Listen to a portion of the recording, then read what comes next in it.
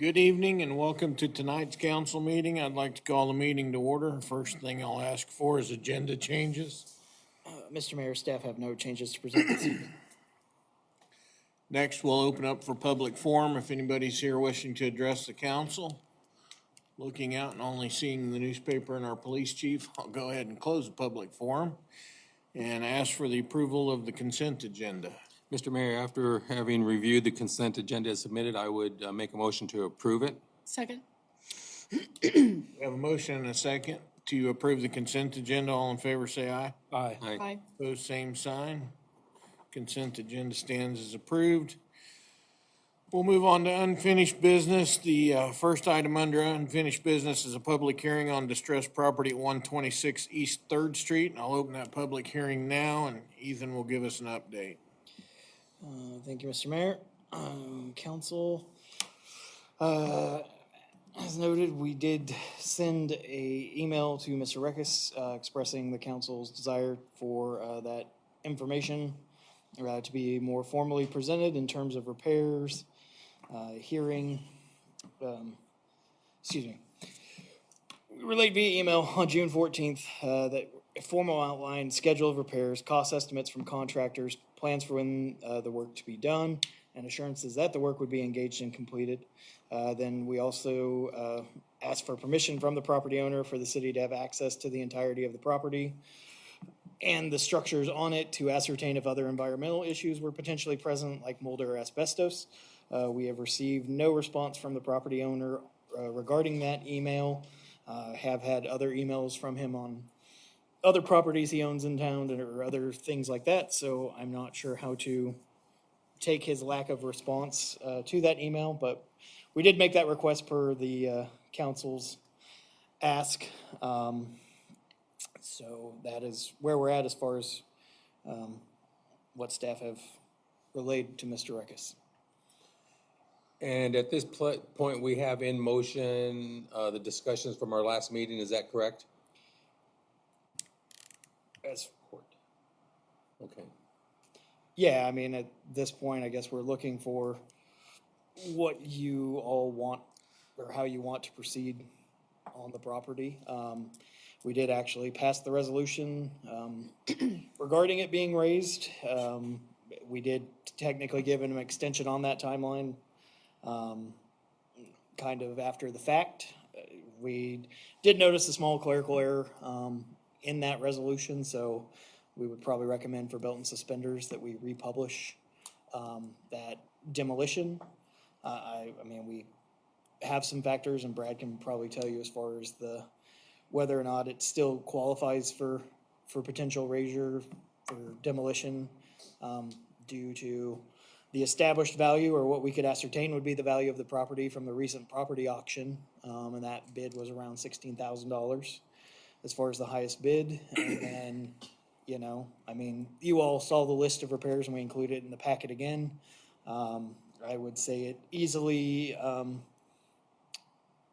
all that work being done and being done correctly is going to cost more than $8,000, which is more than half the value of the property. So I don't know, Brad, if you want to.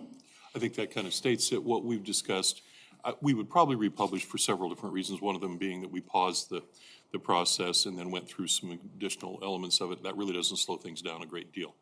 The presumption is if it's going to take greater than 50% of the existing value of that property in order to put it into compliance, that it is kind of what we would refer to as a prima facie case, a presumptive case, that it warrants having the property demolished, if you so choose.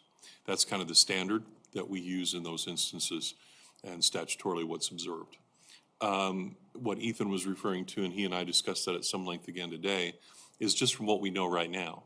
In terms of what's been acknowledged as being required on that property, I don't think there's any question that what we know of, without having even gone through and been given access to every nook and cranny of the property, is going to exceed that half milepost. So, so that ability in terms of your determination at the time is consistent with today. In the interim since then, well, or close in time, I should say, there was a arm's length transaction least an activity where they went ahead and put it out for bid. He received legitimate bids, it appears, and that kind of sets a value that we don't always have. Oftentimes, we're having to use an estimate of value or the county's tax appraisal or whatever. Here we have something more direct. I'm offering it for sale. Here in the public is what I got in the way of highest and best bid. So using that, I don't think is necessarily a bad approach, because that's about as good as we ever get for purposes of determining value. So it's up to you. He has not responded.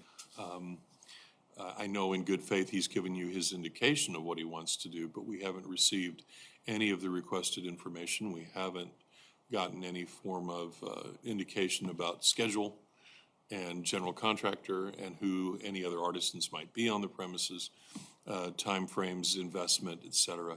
So it comes down to a decision of the body as to what you'd like to do.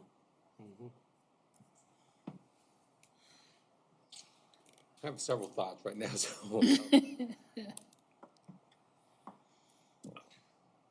Well, if you'd like me to kick it off, George. Yeah, go ahead, go ahead. I'll start with the fact that we've received response from him regarding other properties in town, and he hasn't responded to our direct request for this one. Evidently, he doesn't think I'm serious. I am serious. He needs to do something with it, or we're gonna raise it. And right now, I believe legally, we've got this property and the ability to do so. I think to back off at this point would not be the best move for us to make. I think we need to keep going forward with the property and continue towards that path of either raising the property or getting him to respond to our requests. And we'll rely on our council's advice to carry through this process. That's my thoughts on it. As of the last meeting, all of us were in consensus about moving forward and raising the building, but also having him provide us with an accurate, detailed scope of work to be done, and by who, and values of all this work. He's typing up on a piece of paper and coming up with this on his own. He needs to get a general contractor in there, a legitimate general contractor in there, and develop a clear and concise scope of work to be done. Inside or outside and inside. Inside and outside, yes. Because he hasn't provided anything for the inside. This is not something that he's gonna generate. It has to come from a qualified professional. And he has to know this. It can't come from him and his computer. And Brad, let me weigh in here. You've probably dealt with this in other cities. Legally, does this governing body have the right to require that kind of? Yes. Okay. Yeah, part and parcel of assurance, adequate assurance that, okay, if we're gonna sit here and wait, if we're gonna forbear, and hold off going ahead and taking a piece of property down, which no one wants to do unless you need to. I mean, and there's some times where it's screaming at you that it has to. In other instances, someone may look at it for historical value or other purposes that they envision that make it worthwhile for them to invest the money. May not seem logical to us, but it does to them. Okay. But you have the right then to say, all right, then tell us what your plan is, tell us what your budget is, that you have the requisite resources, that you do have a contractor who is qualified to undertake the general scope of this project and manage it and provide for the subcontractors as needed and get it done, and what that schedule is going to be to get it done. Because your whole goal here, if you'll recall, the pervasive need is to address the property because it's in a distressed state. And in allowing someone to provide you with that, you're assuring to yourselves as the public's representatives that, okay, it is going to get done. It's been thought through. They understand what they're going to spend. They have the resources and wherewithal to do so, and they've developed a plan that we can then rely upon, set our hearing out, and review for progress on a regular, periodic basis. So yes, short form answer to that is yes. So we've done our part of due process, and the timelines have been exceeded. and now he's ignoring our final request for this information, so, you know, that tells me that he's not putting that much of an importance on the building to himself personally, so if he's not gonna address it, I feel like we're gonna have to. Yeah, so like I said, consensus was last meeting that all of us were in favor of moving forward with this, and I don't think I'm not speaking out of turn for everyone else, but yes, that's what we need to do. I'm ready to move forward. Okay. Do we need any type of formal action or simply a consensus, Ethan, to get to the next level? I would say probably a motion would be most appropriate. One, I would, per Brad's advice, you know, on republishing just for belts and suspenders, so a motion to prepare a resolution regarding demolition of the property again for next meeting, and then also a motion to pursue legal action as appropriate by the city attorney, so he's covered to do whatever he needs to do. Mr. Mayor, I'd make a motion to provide a revised resolution regarding this property so that we can move forward. Second. Thank you. I was waiting for the other half. We have a motion to provide a resolution at the next meeting to raise this property in question. All in favor, say aye. Aye. Opposed, same sign. That motion carries. And Mr. Mayor, I'd also make a motion requiring Mr. Rakes to provide us with documents defining the scope of this project by, I don't think that's the motion we need. I'm sorry. Oh, sorry, just probably a motion for the city attorney to pursue legal action as. All right, Necessary legal action to proceed. all right. I would make motion for the city attorney to pursue legal action on this project. Second. We have a motion and a second to allow our city attorney to pursue the legal action necessary in this case. All in favor, say aye. Aye. Opposed, same sign. That carries. Is there anything else dealing with this public hearing currently? I would just I don't think so. motion to continue it till the 10th, July 10th. Mr. Mayor, I'd make a motion to continue this subject on 10th of July. Second. We have a motion and a second to table this public hearing until the July 10th regular council meeting. All in favor, say aye. Aye. Aye. Opposed, same sign. That carries. Okay. Next, we'll move on to ordinance number 1330. It's code enforcement updates. I assume this is a housekeeping item, Ethan. Yeah, this is still updating those code enforcement procedures as we kind of established last meeting. There were some additional articles there in chapter 8 that we wanted to make sure were included, like from junk vehicles to weeds, not just some of the basic nuisance. So Brad is still working, to my knowledge, on getting all those additional articles to be updated as well, so we can just update the chapter as we completely need in that one fell swoop. I believe hopefully he'll have that ready next meeting, so. We Yeah, would just, for continuity's sake, and after the discussion when the chief and Ethan weighed in, we want to use the same process for each and every one of those types of nuisance processes in different types of formats and settings. And as I went through those, that's about 4 or 5 different places, and it works more smoothly, some parts of that code than it does in others. So we'll try to put it together so it at least reads well. Well, with that, Mr. Mayor, I'd make a motion to table for further consideration of the ordinance until July 10th meeting. Second. We have a motion and a second to table the discussion regarding ordinance number 1330 until the next meeting. All in favor, say aye. Aye. Opposed, same sign. That carries. Now let's move on to new business.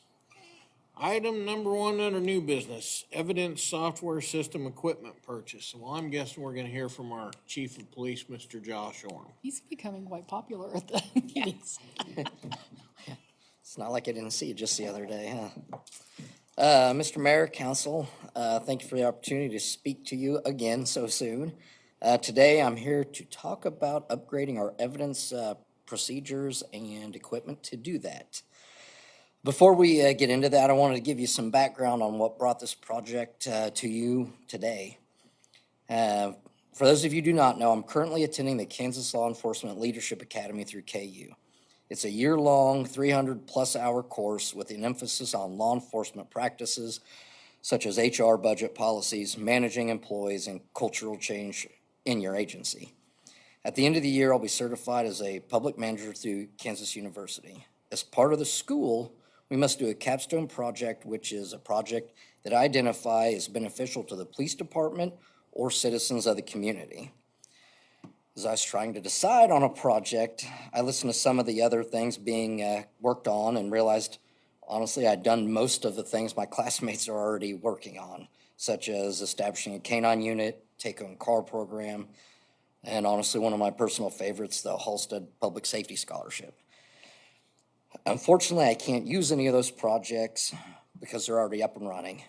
So it led me to look into our day-to-day operations and what we can improve. I settled on upgrading of our evidence policies and making technological advancements to assist in evidence inventory and chain of custody for criminal cases. So that's the background of why we're here today, what kind of brought us to this point. Little background, currently we're using no software system to track our evidence. It's all done by hand. As evidence is gathered, it's entered into the computer, which when I say entered in the computer, it's a form that's filled out and then it goes into our evidence lockers. One thing I will give the city credit for, when they redid this building, and I think George was on the council when that happened, they put in secure evidence lockers, which are amazing. They're exactly what we need. So the evidence itself is secure. What we're looking at is more the procedure of tracking the evidence, not the actual handling of it. So as the evidence is put in, I have to manually log everything and then keep track of it as it goes through the court system. The BEAST evidence software system, the officers will actually be able to log in. It creates a sticker which actually gets attached to the evidence bags. From that point on, it takes out the human error portion of the tracking. There's a barcode on each piece of evidence that I have a scanner for. I simply just scan the barcode, and from there, it logs it into evidence. There will be bins in the evidence room. I'll have the ability to scan a specific bin, and it will tell me every piece of evidence that should be in there, which makes audits much easier versus having to look at every case through the year. Did we have evidence? Did we not? This will also have the ability to send me notices. I can put every 6 months or a year, it will print a report out of all the evidence that's been brought in, the type of case. And then for drug cases, I can set 6 months or a year, whatever I may want. It'll send me reminders, hey, check on this case, which will alleviate the problem of storing evidence for too long.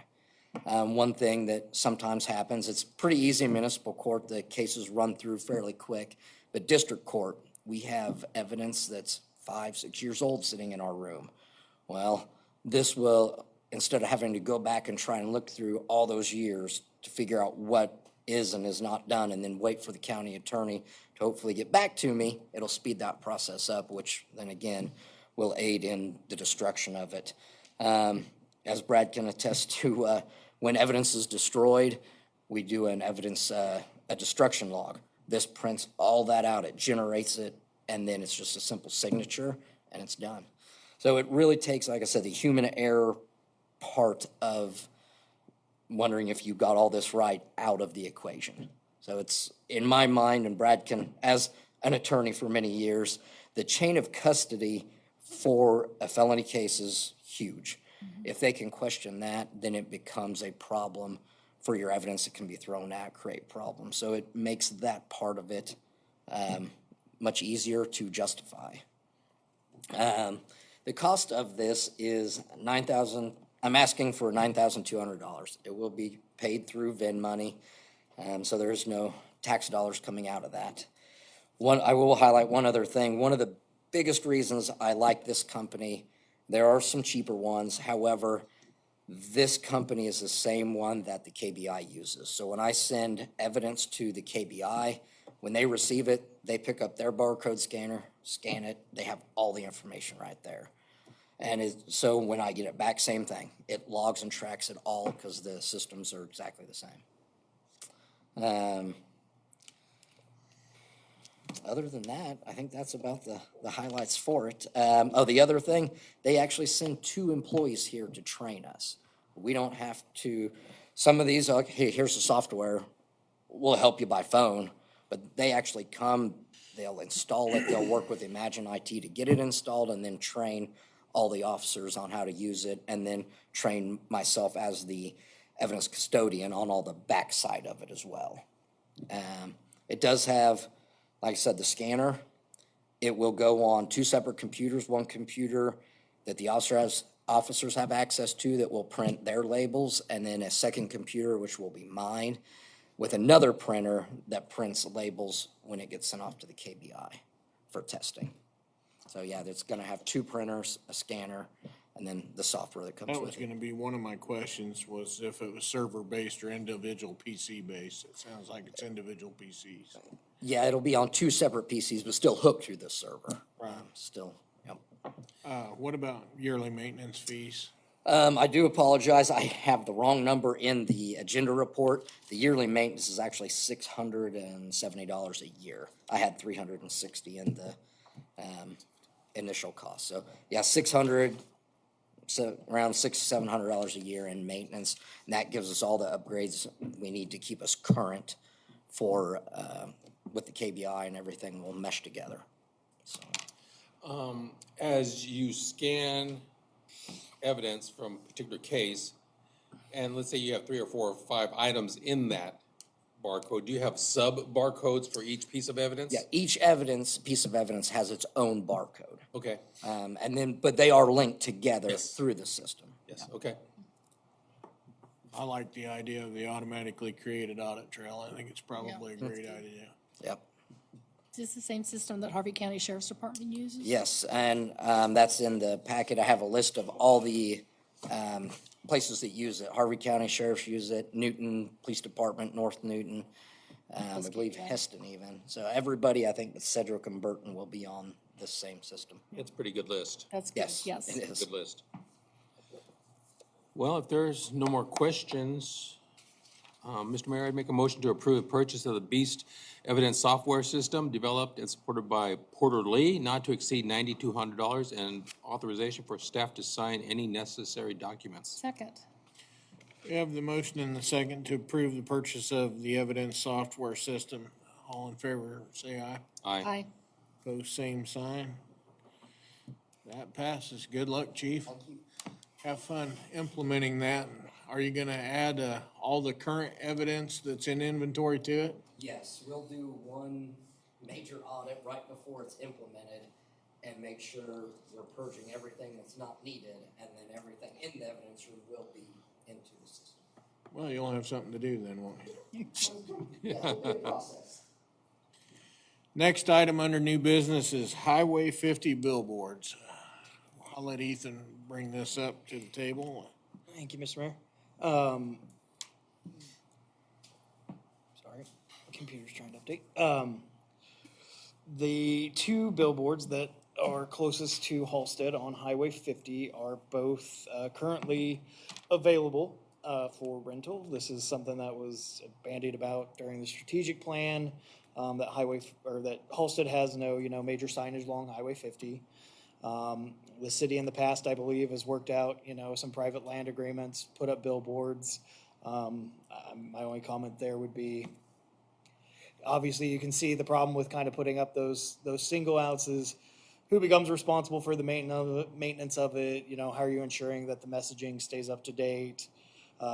Is it able to be lighted? Those are all questions you have to, but again, that's a potential solution. Anyway, Lamar Signage controls these and had reached out to the city because at one point, the city had reached out, asking if they were available. There used to be the oversight committee that was the joint venture by the Chamber of Commerce, USD 440, and Halstead that specifically featured advertising. That committee has kind of not really engaged or done a lot of the incentive project was probably the last thing the oversight committee did a couple of years back, or 2015, 16. So And that was the Discover Halstead. that was the program, Discover Halstead. So, I mean, it is possible. We have not had those discussions with those other two entities of if there's any value or they would see any value on it. I'm sure part of it would depend on the messaging we wanted to be on those. But they are, the one is obviously right before the turnout. The statistics from Lamar say that they get 22,000 weekly impressions or views. Like I said, during the strategic plan, it was just noted, as you go along Highway 50 or I-135, et cetera, you see, cities have billboards from Marquette to Marion to, you name them. So this is one of the rare where both of these are actually open. If we only wanted one, it would be just shy of $6,000 a year, which that includes the creative design and production work for a 12-month period, and then both is $9,500 per year. So that would be the one that's kind of halfway between the Halstead Road and K89. And then the one right there just east of K89 turnoff. My big is we can still have those conversations. It's just, I'm sure eventually you've all seen the messaging that has gone on those signs before, that, at some point, the first person that does this, if the council's going, it might be something the city needs to, at least for this first year, say we're okay if it would be our cost, just because I don't know how quickly we can get the other entities involved, try and, hash out what exactly the agreement terms. And in that time, the gun show, casino, whomever, will probably buy one of them, and then we're gonna be back to, we only maybe have one sign available instead of both. We have the right of first refusal. And they are open to long-term if this is something the city would see value in. Again, didn't really put a staff recommendation down, as I know advertising and various options like that, are kind of, do they really work? Is the marketing dollars you're spending, getting some sort of return? I do think, obviously, we have the billboard on K89, but you are obviously coming to Halstead when you see that billboard. So having something that passerbys might see might have some advantages, but, whether that sounds like a reasonable cost to you all. And again, there's other solutions to this issue too. I just would say historically, those independent or standalone signs obviously have not been long-term or eventually fall by the wayside for whatever reason, so. Is this something we could use some of that ARPA money for? We've already, I know we've earmarked a portion of it. Yeah, I mean, we haven't had you guys make the formal motions or anything on it, so. So maybe just a portion of it, maybe we take a portion of the ARPA money and not pay the full 9,600 or whatever, but we maybe half of that with ARPA and then take the rest of it out of our budget. But I'd like to see a presence. I would like to see a presence out there. I'd agree.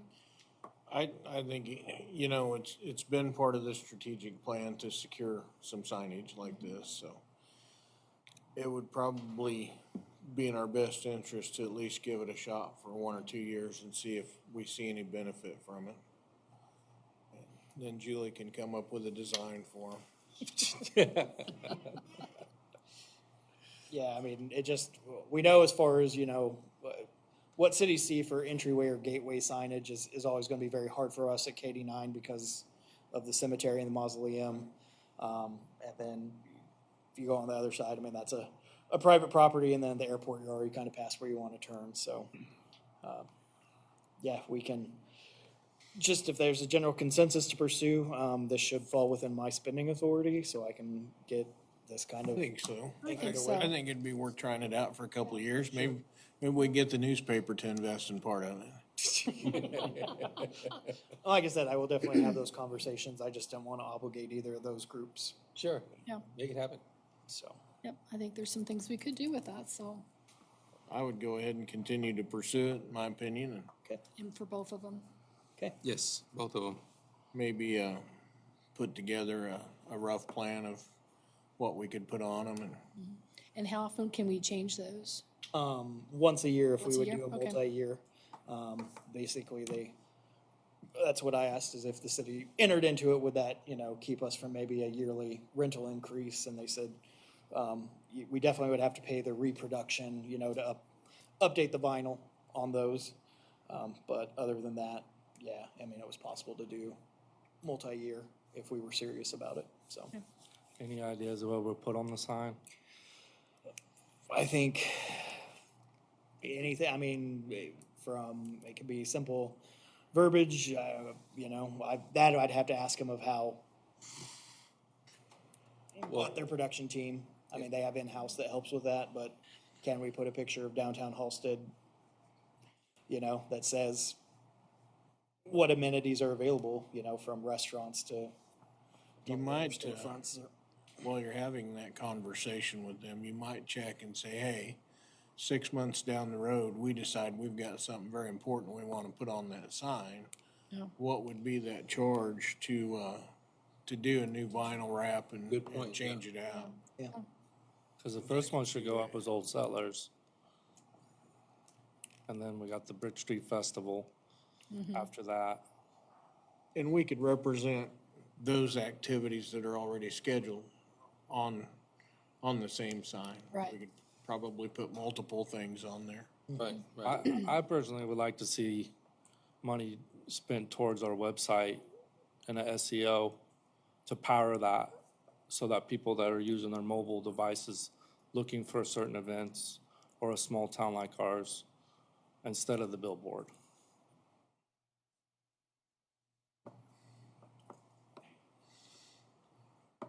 Because I personally believe that the billboards, they're an eye catcher, but they're not,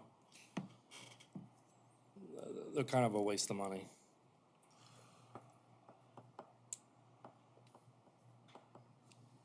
Powering our website would be the best thing to spend. Well, that might be a topic of conversation for a work session, Derek. Yeah.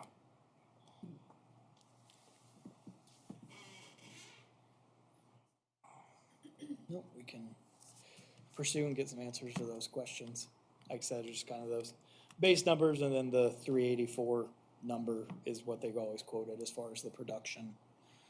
When I assume you change it, but I'll verify that, Okay. so. If we did a 2-year contract, would that be something that we can negotiate money as far as how much it costs?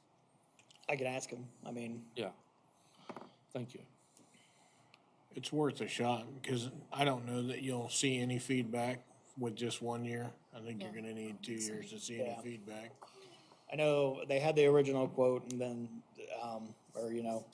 their normal monthly rate, and you can buy it per month too, and they said if we do a year, then that knocks off 15%. And then I said, well, if we want both signs, if they're available, and we would do a multi-year, does that lock even more? So you can see, I mean, we kind of get a discount on the second sign compared to just the one, so. Yeah. But, yeah, we can And I always, don't think that those billboards are meant to get people to turn right then and there.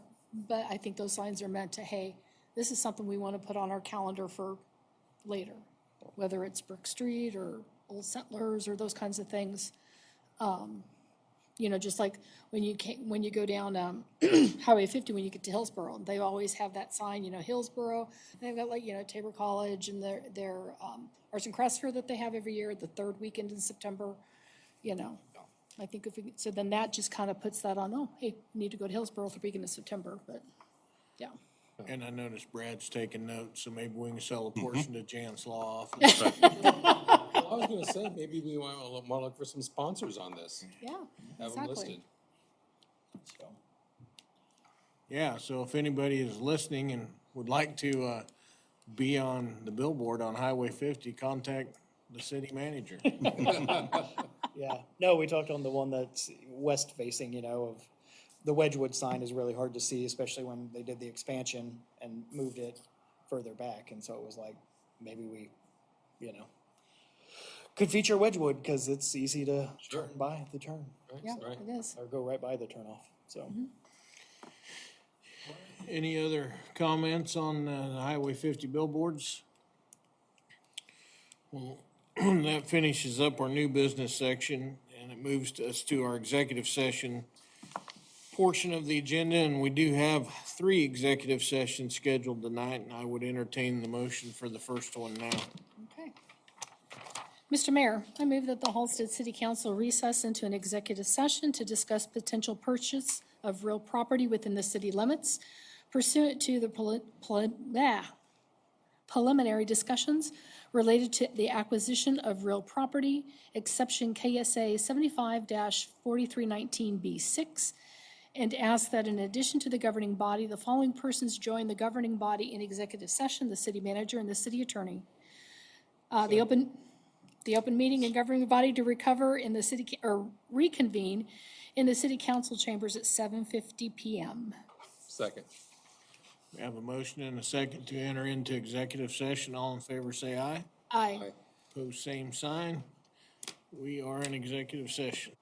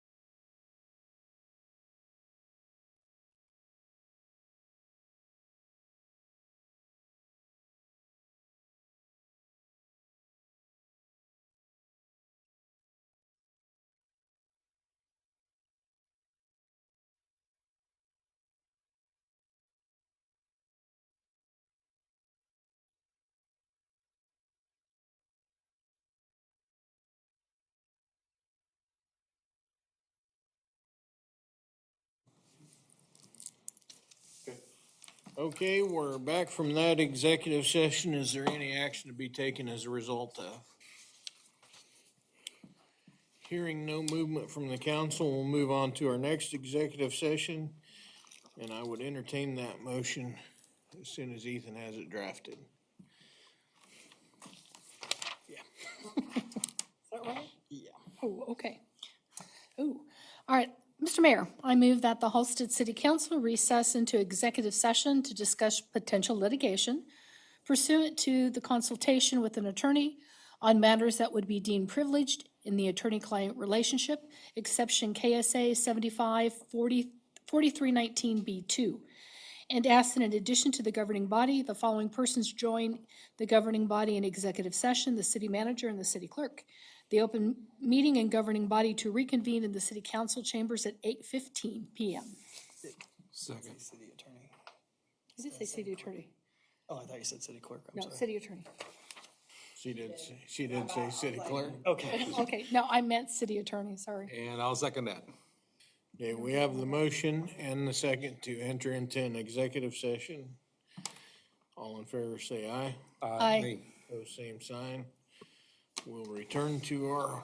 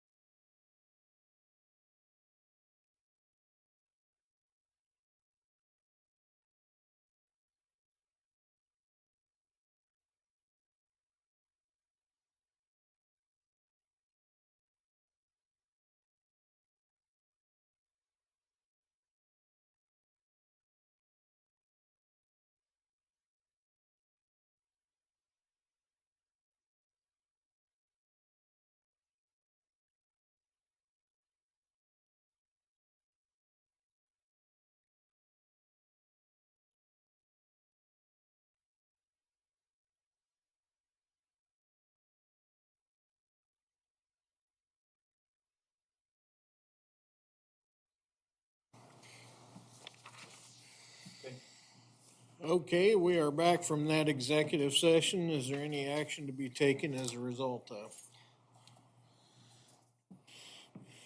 Once again, hearing nothing from the council, I will move on to the next item, which is our final executive session for this evening. I would entertain a motion for that now. All right. Mr. Mayor, I move that the Halstead City Council recess into an executive session to discuss performance of a city employee and maintain privacy rights pursuant to the personal matters of not elected personnel exception, KSA 75-4319B1. And ask that in addition to the governing body, the following persons join the governing body in executive session: the city manager and the city attorney. The open meeting and governing body to reconvene in the city council chambers at 8:25 PM. Second. I have a motion and a second to enter into executive session. All in favor, say aye. Aye. Opposed, same sign. We'll move back to our room, council.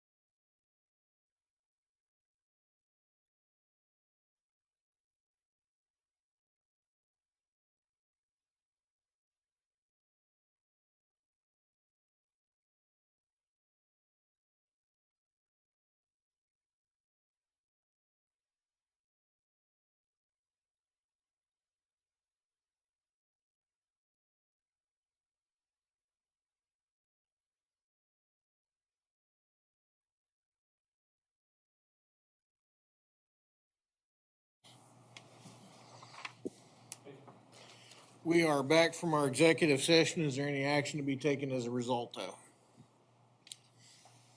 Hearing nothing from the council, I will move on to the next section of our agenda, and that's the report section. And we'll start with governing body comments. Tonight, I'll start with you, Denise. All right, just a reminder as obviously we've gone through the longest day. Just remember that when you're out walking and walking your pets, if it's at dusk or at dawn, just remember to wear light colored clothing and remember to walk not with traffic, but against traffic. That really helps those that are trying to get to and from work. George, how about you?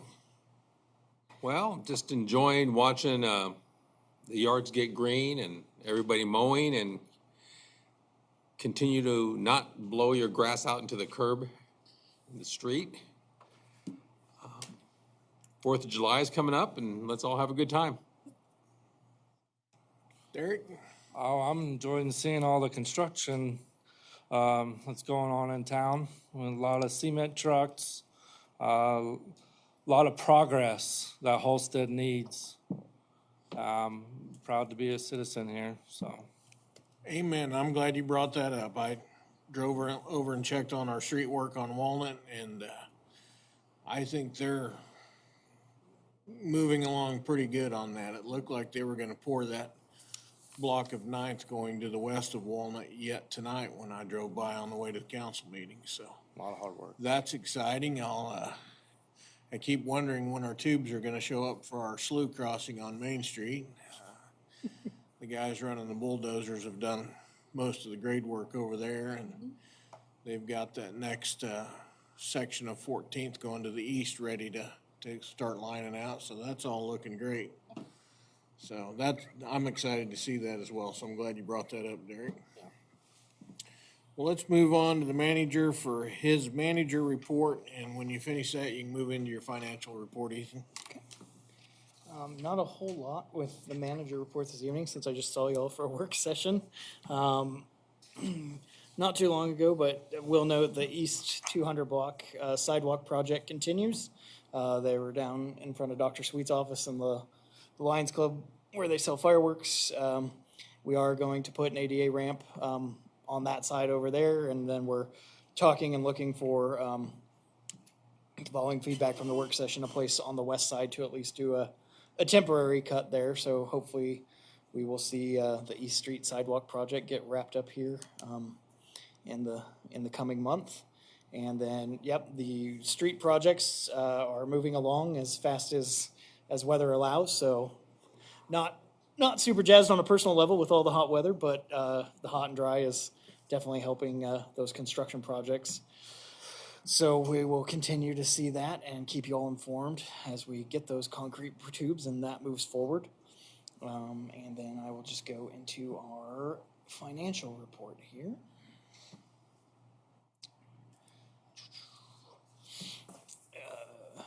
May has been closed and the bank accounts are reconciled with the city treasurer. Total cash and investments at the end of May were just over 6.5 million, and total bond and other debt liabilities for the city are approximately 3.35 million. I will note that obviously doesn't include the temporary notes yet that you all have authorized. Cash balances across all budgeted funds are up about 7% or $230,000, with the majority of that increase being in our general fund. We do see some fund cash balances that are unfavorable to last year. Of note are the gas fund and the special street and highway fund.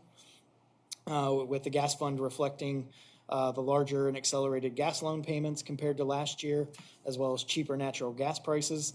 And then the special street and highway funds being down due to that major sealing project we did in 2022 that drew down that fund balance, and then the stagnant fuel tax funds that we get from the state as far as revenue in that fund. In the general fund, revenues are performing at or better than budget expectations by about 4% overall. Sales tax and earned interest revenues are particularly performing strongly. The general fund expenditures are about 6% below or favorable to the budget, with all departments either under or at where we would expect them to be at the end of May. City's enterprise or utility funds remain in healthy status, with major utilities hovering around 50% expense to revenue ratio, and the smaller utility funds being lower than that. falling gas prices are good news to our end users, but are also driving both lower revenues and expenditures in the gas fund, because we obviously anticipated rates being higher because of what we had been seeing. So again, good news, but that's a pass-through cost too. So as revenue, or as expenses decrease in the terms of what we're buying gas at, it also decreases the revenue made off that gas. And then capital and reserve transfers have been able to be completed as scheduled thus far. All of our funds remain within their budget authority, and we'll present some more information for you all as we close out our mid-fiscal year at the end of June. But everything's still looking very good. Good numbers to help inform the 2024 budget, so financially, we're in a very good spot. Ethan, in the bills, I did see one thing, and I thought it was really cool. I thought it was really high-tech. Tell me what it is. It was a jetpack for the police officers. Those are their mobile data, basically, so the MDTs have internet access. So we pay for jetpacks in the PD, all the PD vehicles, and then our ambulances actually have them as well. Okay. So, and that allows them to transmit all that data on the fly to emergency dispatch, or in the case of EMS, they're coordinating with the hospitals en route and doing it Very good. over the web as opposed to radio. Very good. Thank you. Yep. Anybody have any questions of either of Ethan's reports? No. Not hearing anything from the council, that concludes our agenda, and I would entertain a motion for adjournment. So move. Second. We have a motion there. We have a motion and a second for adjournment. All in favor, say aye. Aye. Opposed, same sign. We are adjourned.